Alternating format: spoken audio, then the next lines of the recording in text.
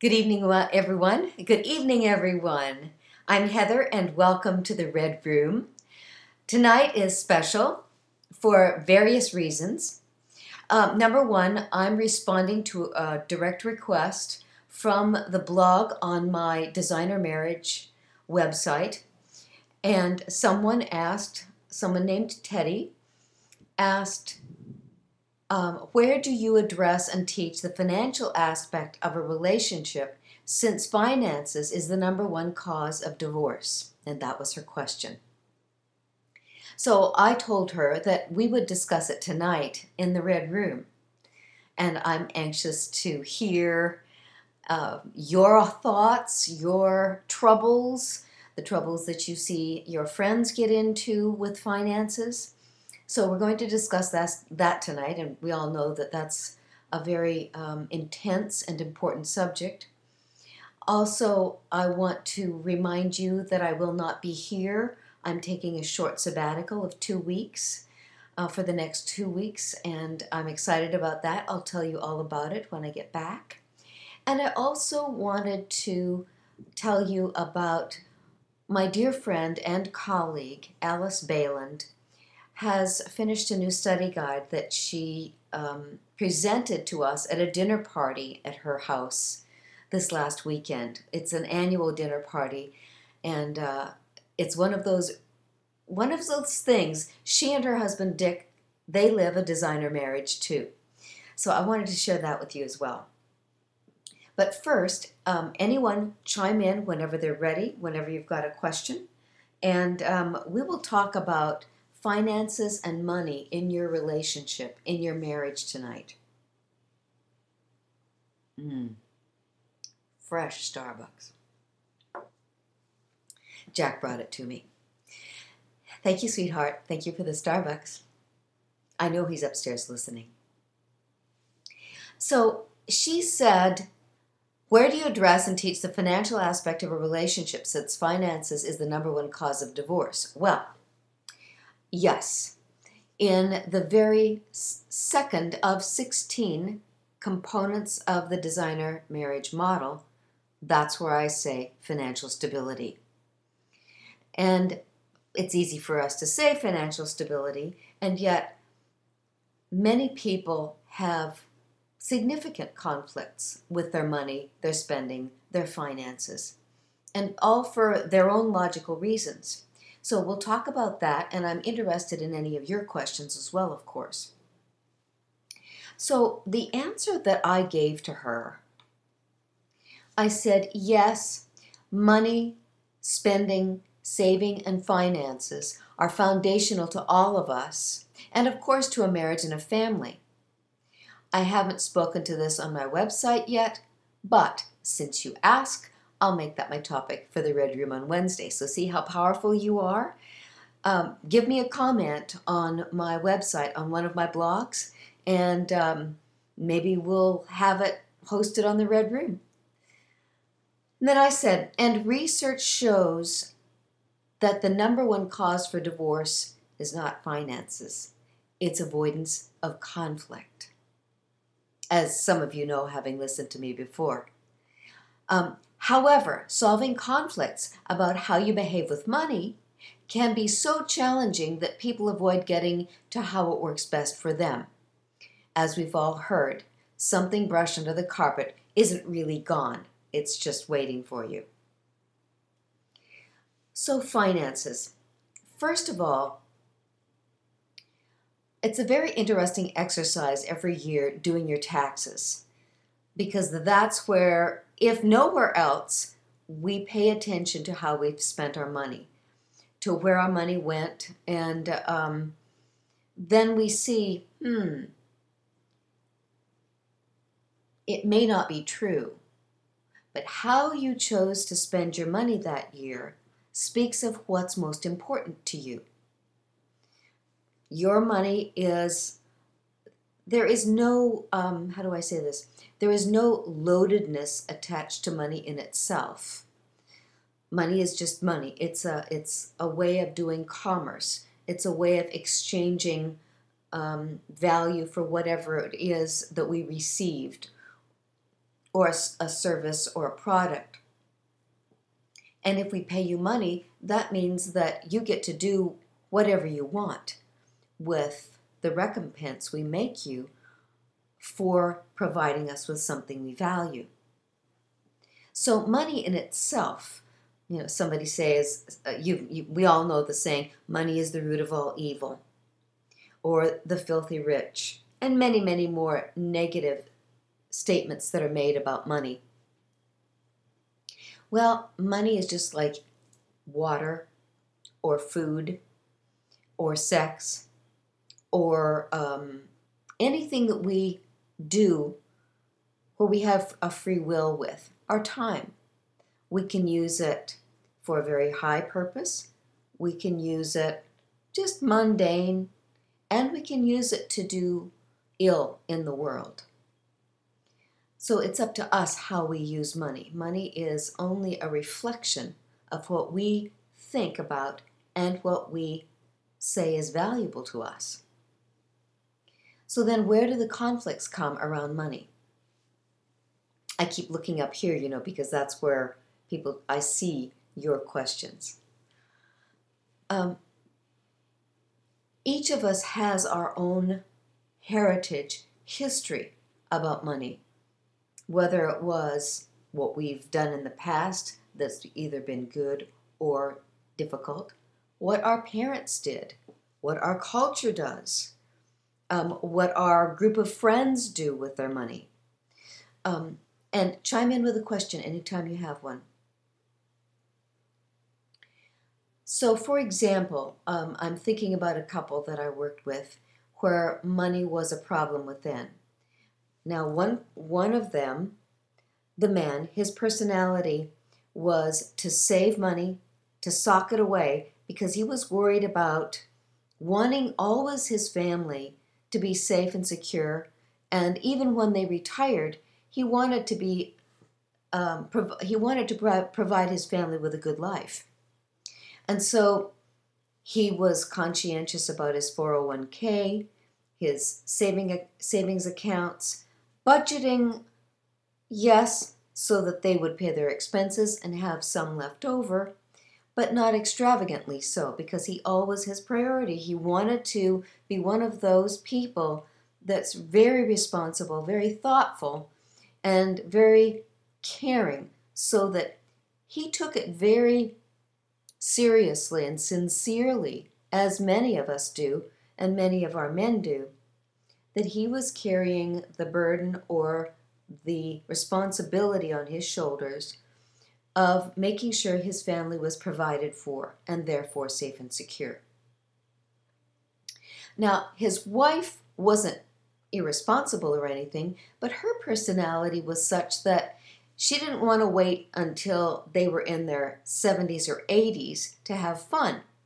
She wanted their family, the two of them in their marriage, and with their children, to go on vacations, to get the resources and the time to play and to enjoy life now, in the present moment, with her loved ones. And so, do you see the conflict?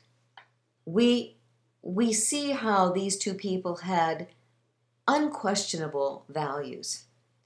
We want, yes, to provide safety and security for our families, even during times of difficulty or retirement. And yes, we don't want to just live in the past or the future. We want to live today and experience and express all the love that we have today. Like one of my friends put on his Facebook site this week. What would the world look like? It's Steve Frizzy. He said, what would the world look like if we all lived as if today were our last day? And then, of course, there was wonderful discussion on that. And his message is, today is the only moment we have living in the now.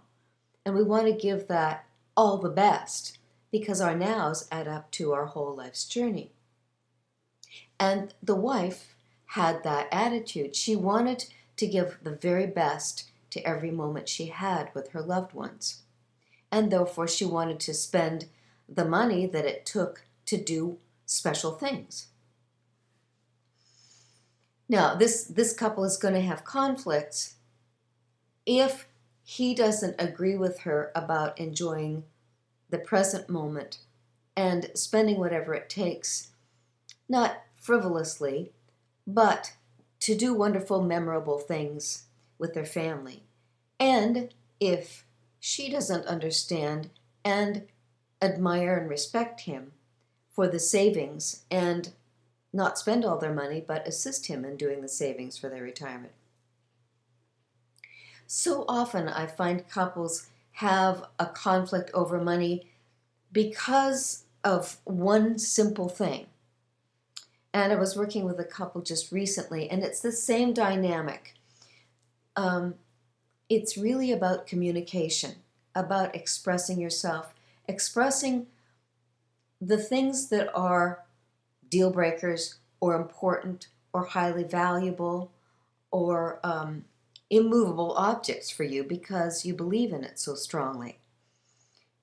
And then communicating with the other person and listening to what they value as well. The two things you talk about that you value may not be the same, and yet you can hold those differences and respect each other's values by listening to them and figuring out how to respect both views both ways. The problem comes when people get into discussions and they don't have a dialogue about that. And you know how Harville Hendricks talks about it, where there are two monologues rather than a dialogue going back and forth. So when you're talking about money, it's probably not going to go very well if you're trying to make darn sure you're heard and that your way is the right way. More like what you want to do, and truth to tell, this is applicable for any disagreement couples have. The very first thing, and this is, I know, simplistic, but it's how I mentor people, just let's remember and let's get it. When your spouse says something, your first response is yes. Even when you heartily disagree. Because you're not necessarily saying, yes, I agree with you. You're saying, yes, you're important to me, and yes, I want to hear what you have to say, and yes, I want to understand you. And yes, I'm curious about what you think, what you value, and what you want. If we did that one thing, so many conflicts or disagreements would vanish. Because you know what? It's not really about getting our way so often. It's more about being respected and understood and valued. Now, I know that this is, in a certain way, much more important and on the surface a desire for women. Because if you look at my marriage model, the number one emotional need we women have for feeling as if we are loved by our men is that they care for us, which means they care, and number two, that they understand us. So as a woman, I want to know that he loves me. I want to know and if he cares for me, he understands me, he's interested in understanding me. He's interested in who I am, in what I think. Not that I necessarily agree with him. He just loves me, and so he's interested in me.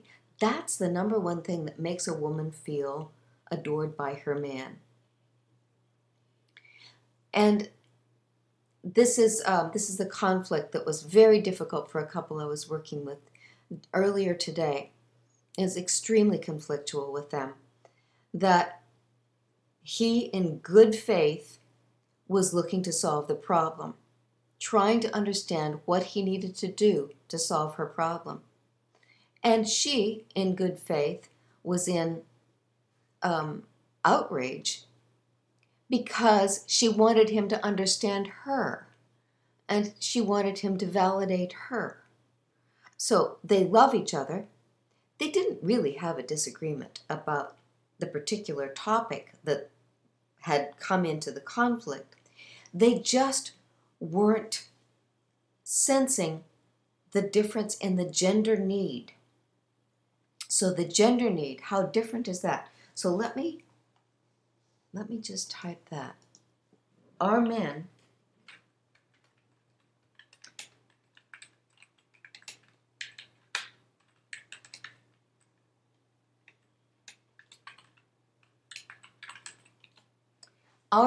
want more than anything to know that we trust them, we accept them as they are, we're not trying to change them, and we appreciate them and what they do for us.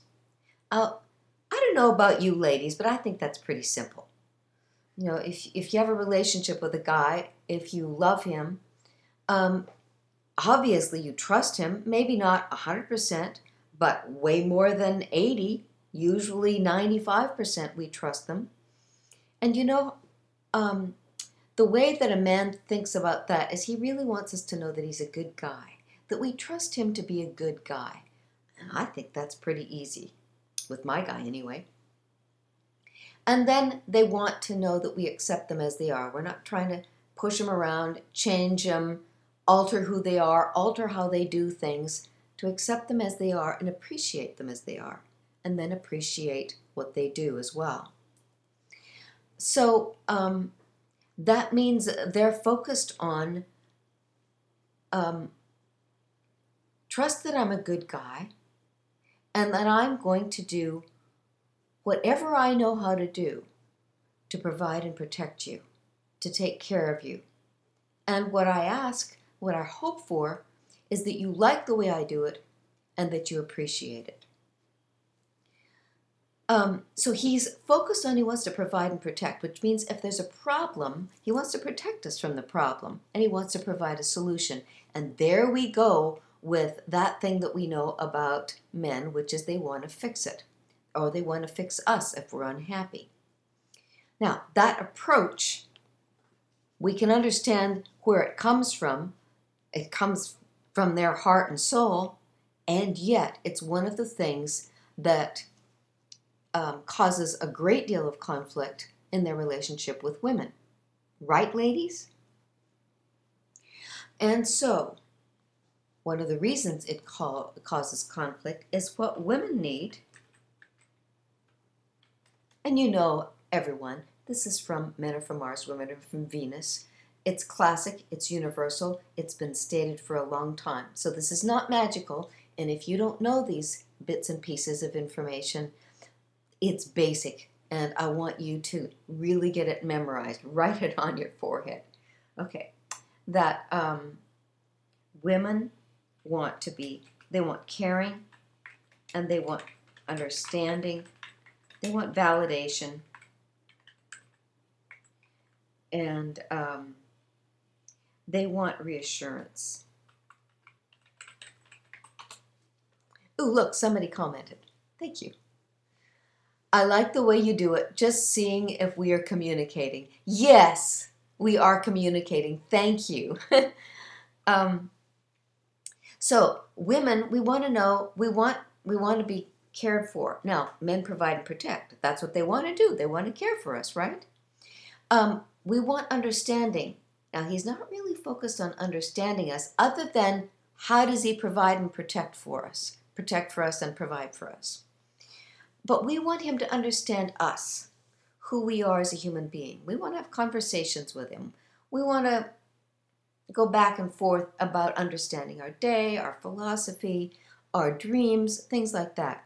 We want validation, which means I want to know that you understand me and you listen to me and that you appreciate what I'm thinking, what my values are.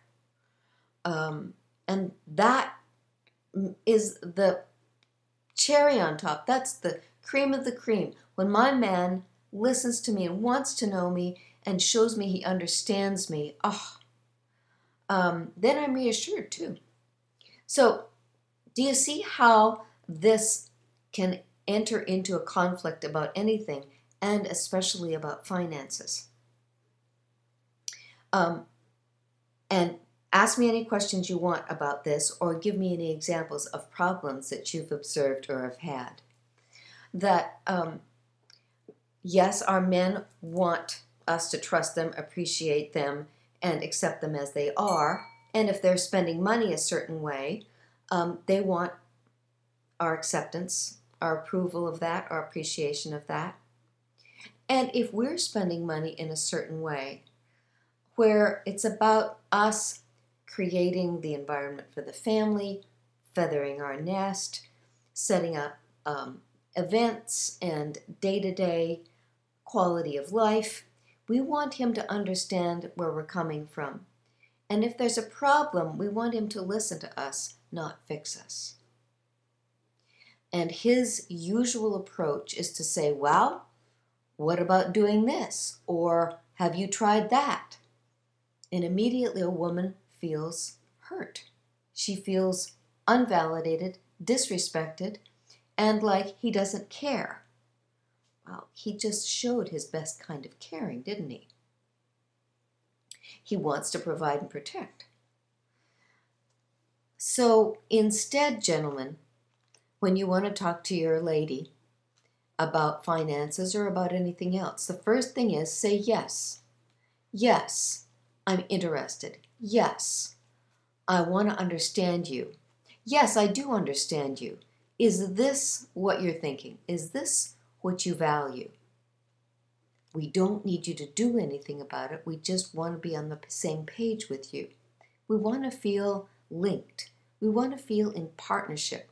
We want to feel like we're not alone anymore, that you're on our side, and that it's just a discussion.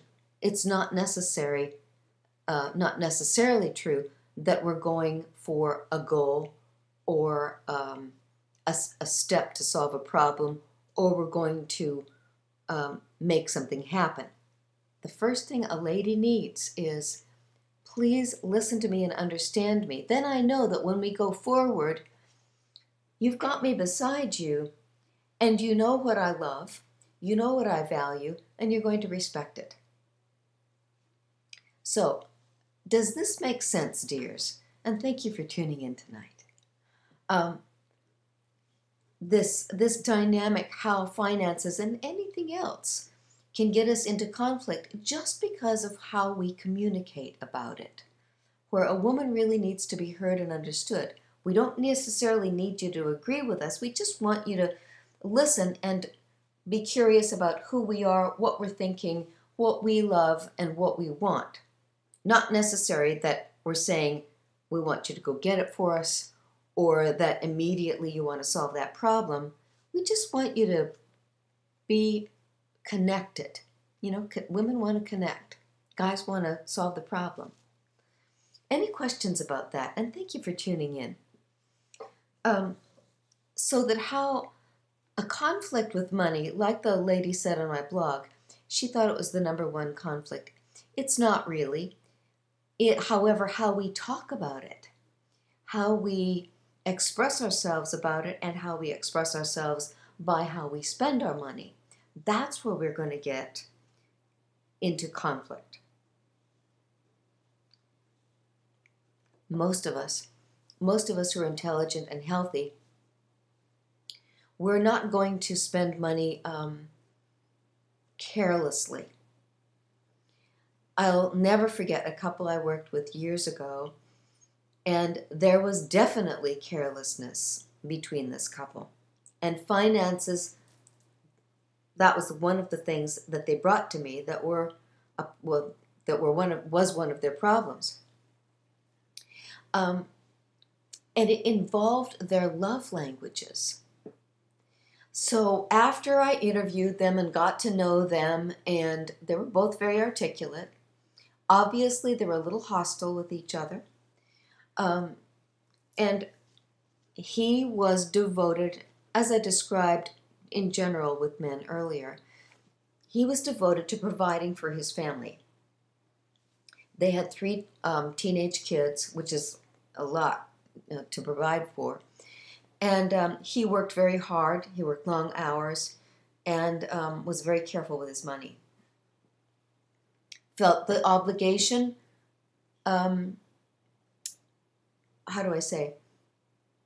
easily. He took on the obligation. That was his responsibility, and by golly, he was doing it. And then comes the rub. His wife she had not been raised to understand about how money works, and she just wanted to get what she wanted to get.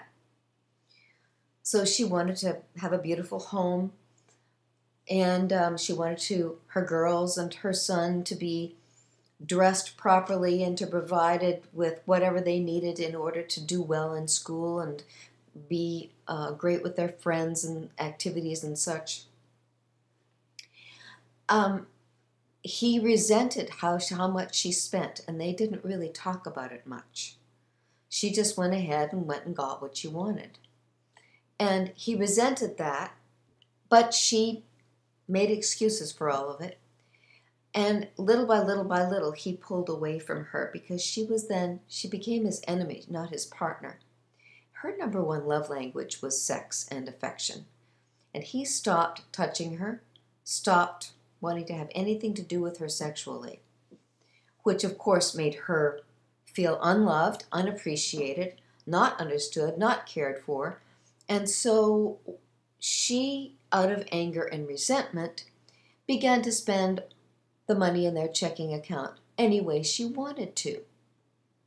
Kind of like giving him the finger. She ended up then overdrawing their checking account, and any month it would be somewhere between $200 and $400 in overdraft fees because he didn't want to have sex with her.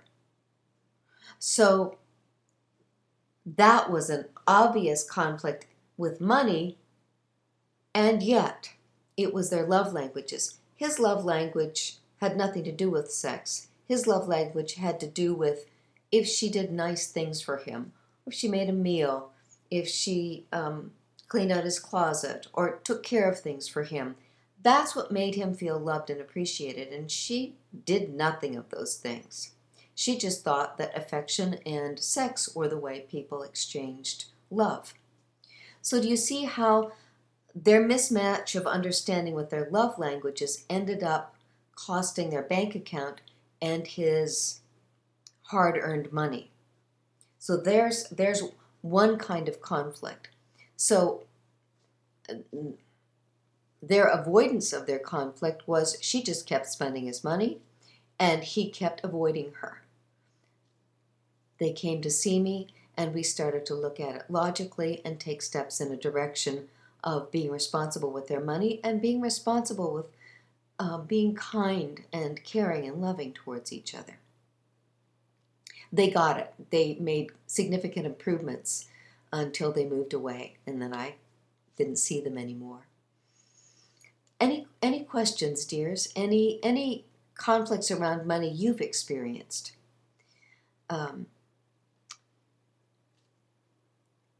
It's hard sometimes when only one person earns money. It's hard sometimes when one person earns money and the other person handles the finances. It's also difficult if one person makes the money and handles the finances, and then the other person is can become a victim, or can feel disempowered, or like they don't deserve to have access to the family funds. And that's how I think about it when you have one wage earner and one person who is either a guy that takes care of the kids in the household or a gal that takes care of the kids in the household. And one of the terms that I came up with a while back was the money funnel. Who's the money funnel? If there's one money funnel, the money that funnels into through that person belongs to the couple or the family.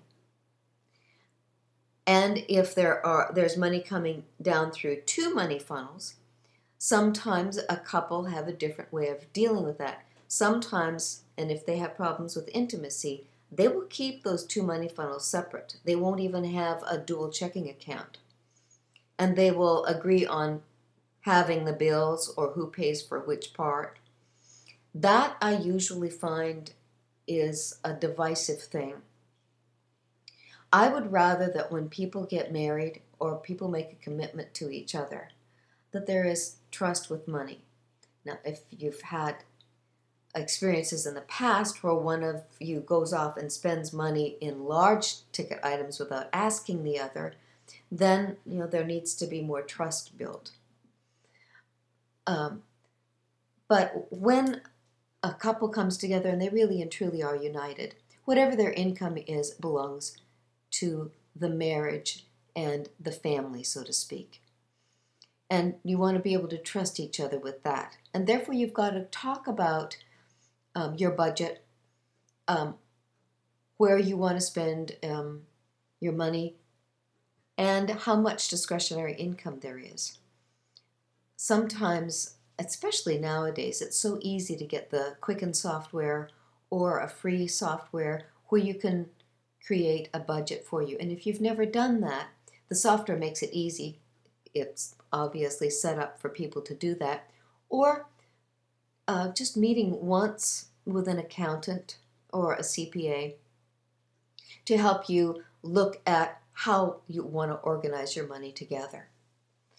Of course, we've all heard of people who have prenuptial agreements, and to me that says that they don't trust each other. It also may say that there are conflicts within their family of origin, where there are people that they don't trust, and that if one of them has an accident or dies, then that family may be involved. And so sometimes it gets sticky when people aren't mature, behave like adults intelligently. Ask me a question. You tuned in tonight and we're talking about what causes conflict with couples and specifically about finances. We want you to trust each other with your money, and therefore you need to communicate clearly about your money. And one of the best ways that I know about that, yes, I prefer that everyone have, nowadays at least, some kind of financial software so that you can easily see where your money goes and then decide where you want your money to go. So you want a budget, and in order to get that, one of the best ways to do it is in a marriage meeting, not just off the cuff where you sit down and talk about money, or even just don't sit down and talk about money. It just comes when there's a problem or something is happening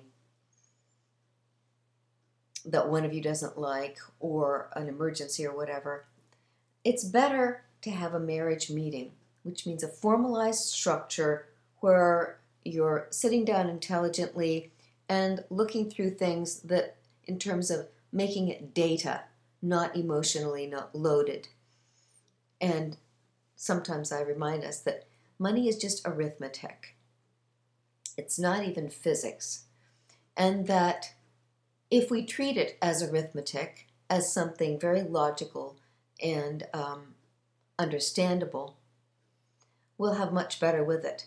And I know that there are financial advisors out there and freely available on television and on the internet.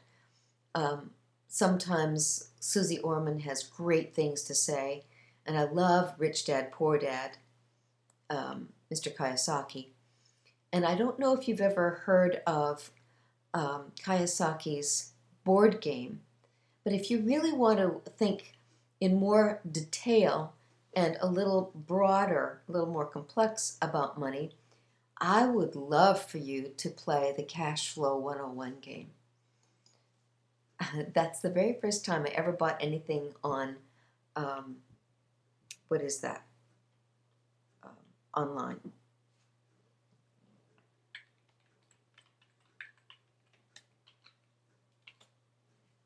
Cashflow 101. It's a board game for helping us experience and think through moving out of just going from hand to mouth with our money and thinking about where it goes, how it goes, what you do with your paycheck, and how to increase your passive income. So it teaches you all that on what he calls the rat race, which is kind of hand to mouth, and then on the fast track, when you figure out how to get enough income to where your income exceeds your expenses, and then you, in maybe with your job or in an entrepreneurial way, you create passive income, or with real estate. So if you would like to learn more in a very specific way without having to go to an accountant or take a course or something about money, I highly recommend Cashflow 101 game. It's very helpful also to play that game with your youth, your teenagers, and your young people, because each time you play the game, you pull a card that represents a different profession, and then you, in essence, experience vicariously living your life with that profession. Okay, we've got, someone says, we play it with my partner's nieces who are 8 and 13 years old, and they love it. Ha! Fantastic. Those kids, those girls are going to be fine and wonderful with money. Love you, must sign off now. Love you too, whoever you are. Thank you for tuning in. Isn't that delightful, being able to interact with you this way? We are very fortunate in these times with the technology tools that we have. And so one of the other things that I wanted to mention tonight is my new website. Jack stopped everything and actually has been working for about 1.5 years learning the new thesis programming language so that he could recreate websites. And he's done mine now, where each of the topics on my website is in a blog format where you can comment on it or ask me any questions about that and get my responses there. I'm thrilled about it because now I can have a relationship with you through my blog and each topic actually on my website. And if you visit my website, which is my name, you'll also see I've got up some of my scratch videos from the Red Room. They need to be edited. I need to have a couple of better recordings of them. But go to heathercarlisle.com, my newly updated website. Thank you to my beloved Jack, because he created it. He has the expertise to do that, to empower me now, to give you videos there, to put photographs, and to hear your questions and your comments about whatever it is you want to share with me or the other people who post comments. I had fun this week updating the page on grief recovery, putting a few photographs and such there, and I feel so caring and sincere about taking care of those of you who are in grief and loss. So that's one new exciting thing, and I recommend it to you. And any of your comments on how I can improve my website, I would love to hear that as well, because now I have options, right? But I wanted to tell you about my dear friend Alice Baland. This right here, and here she is on the back cover. It's a beautiful book. I don't know if you can see it, with color pictures inserted that Alice has taken herself.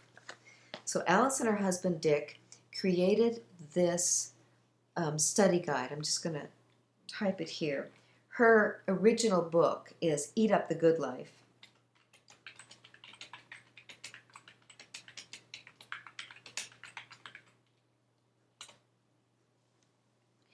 And what Alice has done in terms of her designer marriage with her husband Dick, they started having what they call a dream dinner 4 years ago. And Jack and I are fortunate to be a part of that original mastermind. And it is like a mastermind that they call it the Dream Dinner Party. And last year, Alice and Dick, actually, they went to Santa Fe to select these, and they brought for each one of us, of all the 8 people, one of these beautiful dream catchers for the Dream Dinner Party companions. And then this year what they did was she and Dick published this book together, and they dedicated it to the Dream Dinner Party companions. So my name is actually in it. We were just stunned. It's a beautiful book, and it's, as you can tell, it's a guide to help you set your goals, your dreams for the different parts of your life. And so today I wanted to formally congratulate Alice and Dick and to thank them for including us in the Dream Dinner Party and in the mastermind experience that we have. Each of us in that party sharing what we've done over the last year, where we're at, and what we would like for the next year. It's interesting, we don't always accomplish what we want for the next year, and yet we accomplish something usually better. And so if you want one of these Eat Up the Good Life, Catch Your Dream books, just go to Alice Baland's website and order it from her. But I wanted to congratulate her and thank her this evening. Any questions about any of this, dears? I'm so tickled that someone else knows about Cashflow 101 and they're using it with 8 and 13-year-olds. What fun! What fun that is. Now, that to me is an example, a superb example of what my ideal is, where we take our kids with us and do cool stuff that's very meaningful, because the Cashflow 101 game is quite detailed and quite real world. So for an 8-year-old and a 12 and a 13-year-old to experience this, they are coaching these girls, they are mentoring them to have some foundation of knowledge and beliefs that will last them a lifetime. Any questions about this? Any thoughts that any of you have about how money works in our lives? I want to just point out 2 things about money. First of all, one of the things I have learned, and I experienced personally in my childhood, the greatest stressor in life on this planet, really and truly, is poverty. Poverty cuts off our freedom, and it lowers our quality of life tragically. So we want to do something about poverty seriously, and many people do, and they help out. So that's one of the things that I wanted to remind us about money. The other thing is that money really is a metaphor for the spiritual substance of our lives. Because where we spend our most valuable resources, our time, our present moment attention, our energy, is where we work and where we earn money. So that's the spiritual essence of who we are, where we give the life of ourselves, and that we're paid in money so that the money represents how we spend ourselves spiritually, emotionally, intellectually, and in relationship as well. And so money can be anything from the root of all evil, as they say, where people get fixated and greedy and all they think about is making more money. Or it can be a spiritual substance that gives us freedom, that gives us quality of life, that allows us to do great things in the world. I love the work that Mark Victor Hansen does. He assembles a group of people every year, no more than 100 people, and he mentors them. He takes them around the world, and they need to be able to be financially free enough to spend about $25,000 on this program. and to be able to have time free to travel, which means they have now moved into being so prosperous that they're free. Because Mark Victor Hansen's goal is to make millionaires. In the sense that if I am a millionaire and I give back 10% of whatever it is I make, then I am giving $100,000 to the world, to the cause that I think is worthy. And so that's another thing about finances and money, that when, as we're intelligent and responsible as we are, we know how to serve the world to the point where this world makes us abundantly wealthy, it gives us more freedom and power to do more good in the world and to decide where, because of what we love, what we value, we can place that money to have a difference for other people. Any comments, any thoughts about that? Any troubles that you have about money and your finances? Any questions? Thank you for tuning in tonight.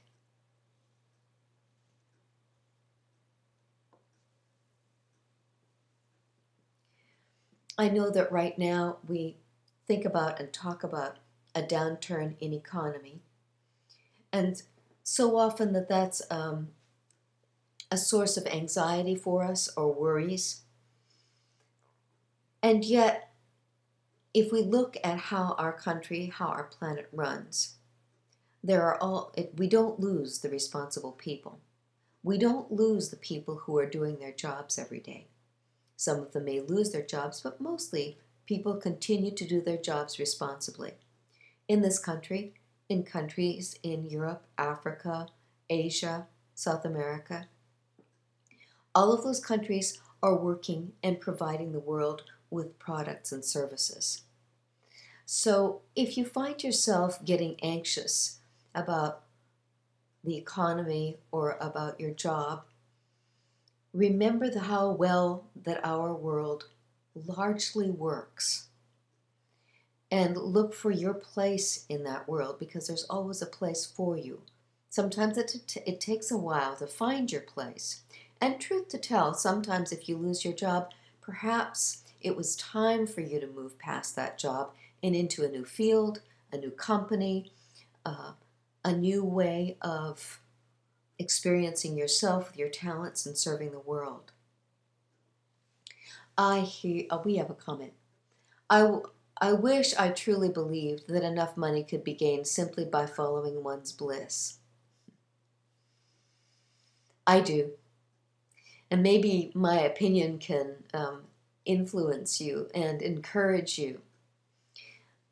Because I've lived a long time, 61 years is a good time, and because I've talked with hundreds of people and been fascinated by life and quality of life and empowerment, I am fully convinced that if you have a bliss, there is a way for you to serve the world with that bliss. So, for example, just recently, I was working with a young person, and he was confused about what he loves, what his passion is, because he's been one of those people who does the right thing, is a good team player, has been surrounded by capable, competent, trustworthy people, and he's been participating a lot. And yet, because of his personality, he's more connected with what other people want than what he really wants. So I've been partnering with him side by side, helping him, just keeping him on track, asking him questions like few people do about what he really cares about. And it's quite consistent that he doesn't know. He knows many, many things. He's very smart, very adroit in the world, and yet not sure what he likes. Well, one of the things we figured out that he really likes, because he needs to find a profession, he's decided that he's not going to go to college until he figures out what his bliss is. And I really respect that. And what we realized recently is one of the things he loves is hockey. He was captain of a hockey team. And never occurred to him to go to where professional hockey is played and to talk to them about his passion for hockey and where he might work in the field of hockey. Now, he may not be a professional hockey player. He may end up teaching kids or being on another team. And yet, to follow his bliss, it would be blissful to work in the administrative offices or when the hockey games are played or has something to do with the rink. There are probably hundreds of jobs having to do with the world of hockey in our world. Let's see here. We've got some more comments. Let me read this. I'm going to go up here. I fear that it is more often a compromise that one needs to make between what one loves versus what will bring in enough money to cover one's lifestyle. There are many examples of people who have followed their bliss and have been financially successful. So these are two people conversing. In fact, most people who are wealthy have gotten that way doing what they love to do. Heather, my question is, yes? And we see both viewpoints, don't we? That, yes, so many people tend to compromise what they do in order to make the money that they really need to be responsible. And yes, so many people love what they do and they do that and find their success there. So, okay, here we go. Here's the question. Even though I know the above is true, Bill Gates, Richard Branson, Michael Jordan, Michael Jackson, how do I convince myself that I can do it for me? Good question. First of all, I don't think you need to convince yourself, because the truth is, when we have a question that's this deep in us and it matters so much to us, the only way we're going to be completely convinced is when we find some evidence that it's true. And that means that you need to go about the taking the steps, head yourself out on the journey of going in that direction. Like I was saying about this young man who loves hockey. He may not get a job directly with the Dallas Stars hockey team. He may not even get a job in the hockey world. And if he's persistent, I believe he will. So if he can't find a job directly associated with hockey, then he gets a job associated with the American Airlines Center or the rink where the Stars do their practicing. So that he's putting himself in the milieu. He's putting himself in the area that he loves. Because once you get there, that's a step. Then you take the next step, and you take the next step. And really and truly, whomever is working in a field that you love, they want to work with other people who love what they love, genuinely and responsibly. And if you're around that world, that company, that subject, and you prove yourself of good cheer, of willingness and capability, and that you just love this and you want to work here, you will be promoted. You will be appreciated, because healthy people who are successful and effective, they need other people who are going to assist them in that. And if that's you, just take the steps in that direction. It may not happen in 6 months or even 2 or 3 years. I think I can give you my story about that. Here I am. One of my greatest, oldest dreams has come true. The Red Room was a literal dream, vision that I had when I was about 22 years old. Now, in those days, there was no broadcast on TV, let alone any thought of computers or the internet. And the dream I had was to be talking and helping people. Well, I went to grad school in psychology when I was 40. And we know that starting a new career, a new profession, to become an expert in that field, it takes about 10 years. And if we want to start an entrepreneurship, or in my case, a private practice, it takes about 10 years for you to build your presence in the community and the sense of people trusting you. So an endeavor that big, which is me, I wanted to be a private practice therapist. Yes, it took me 10 years. And I loved every minute of those 10 years. And here I am now at almost 20 years of working with people. And I have the Red Room. It is one of the greatest joys of my life, doing the Red Room. And it took me 15 years to get here. And during those 15 years, I was working in the field of my bliss. Does that make sense? That I couldn't convince myself at the beginning, none of us can, that we can be a success. Because the proof is in the pudding, right? We start going in that direction. Whatever you can find that connects with your dreams, your wishes, hopes, and dreams, go there and find a way to contribute there. Is this, can you relate to this?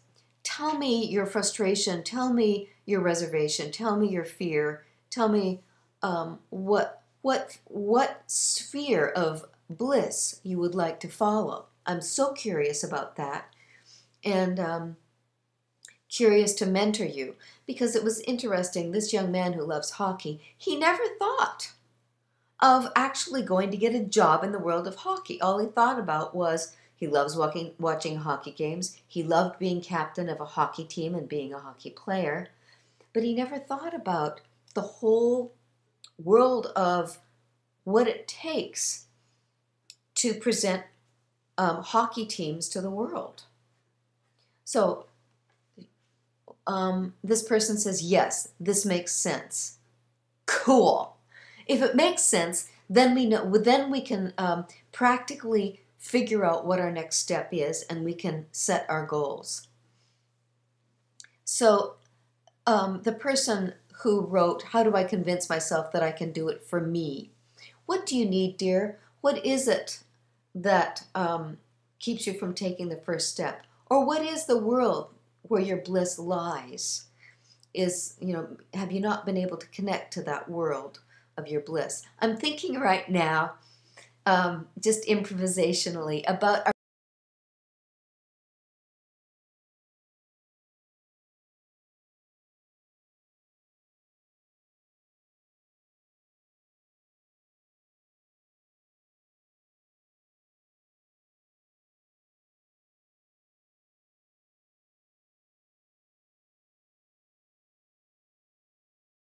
magician full time. I mean, who's going to hire a full-time magician?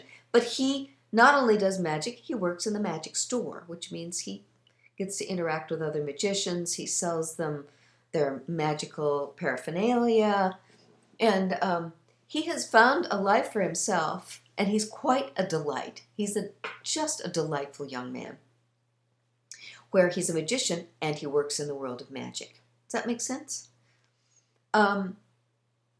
So what is it that it is your bliss? Or do you know your bliss? Do you have a sense of what your wishes, hopes, and dreams point in the direction of? What doorway is it that you really long to walk through, or the bliss that you wish you could live? Give me an example. Give me a clue, dear. I want to know. Everybody else listening or watching wants to know too, because we want to see if you can test me, right? So give me a clue before we end the Red Room broadcast for tonight.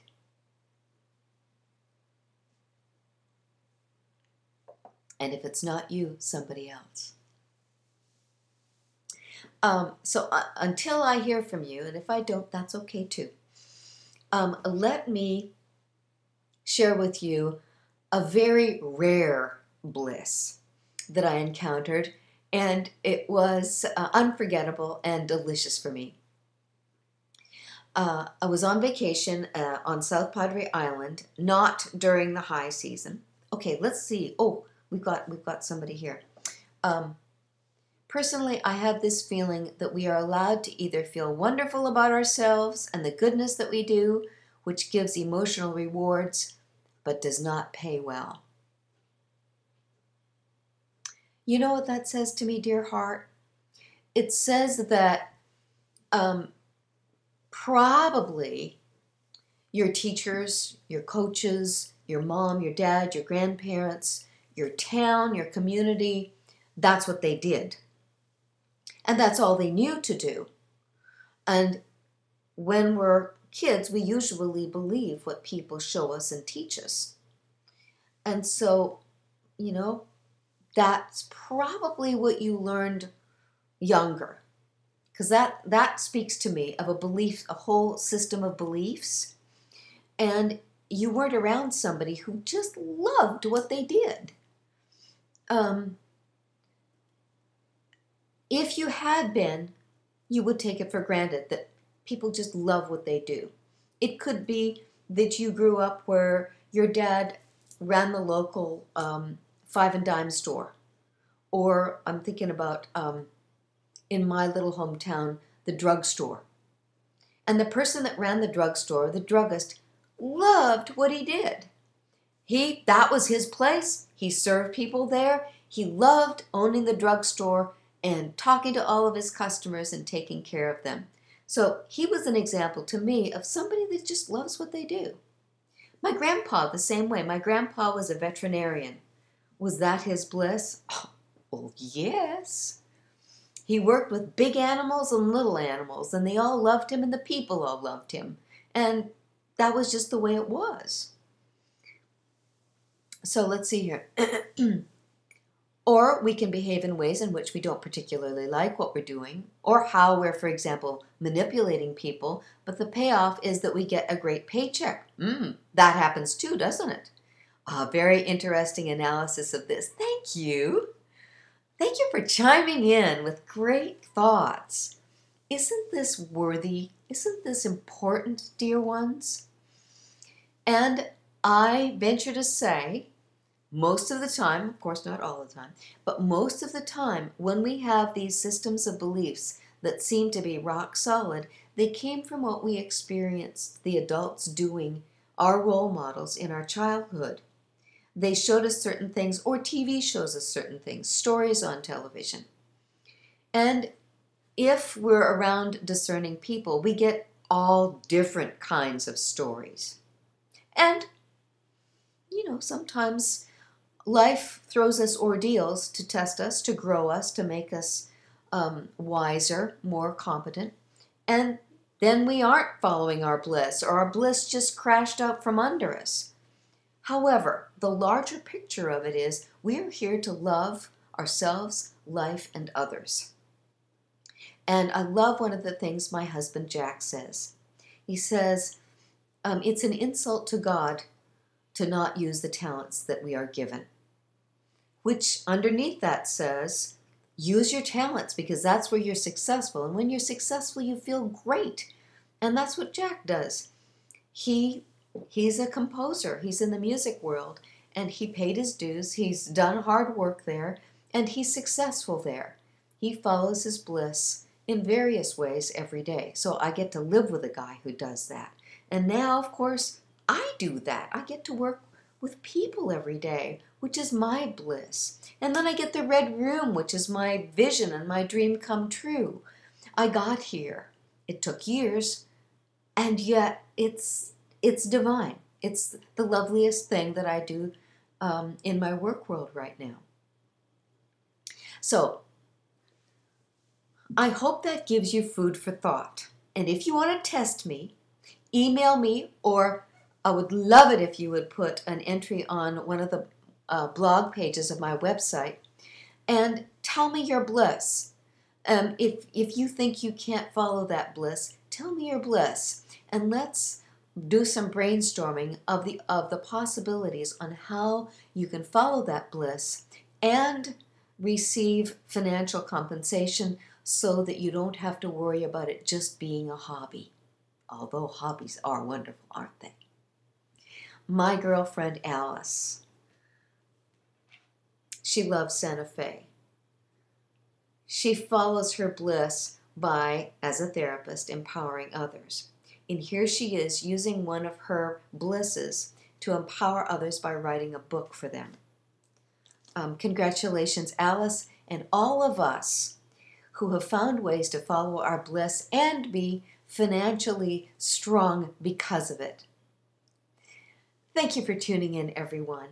And I will be back in 2 weeks after my 2-week sabbatical to tell you all about the adventures I've had.